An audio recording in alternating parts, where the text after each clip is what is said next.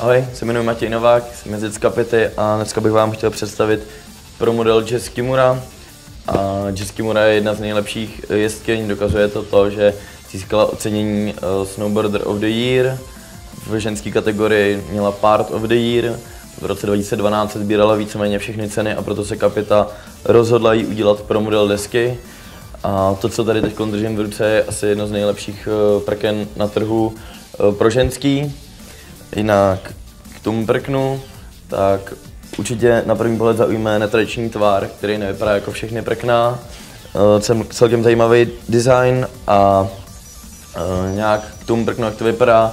Ten camber jeho je hybrid, což znamená, že mezi vázáním je positive camber, který je takhle, za vázáním kousek je zero camber, který je rovnej, a tady na konci je reverse camber, který vám pomáhá v tom, abyste se třeba netopili v prašenu a mohli bezpečně jezdit a nepřepadávat přes řídítka.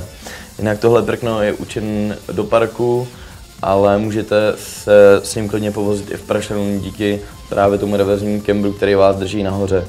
Jinak flex toho prkna je 4. Takže pro dámy něco měkčího. A proč si koupit tohle prkno? No, protože je to asi to nejlepší pro holky a všichni chceme, aby holky byly s náma na horách, ne?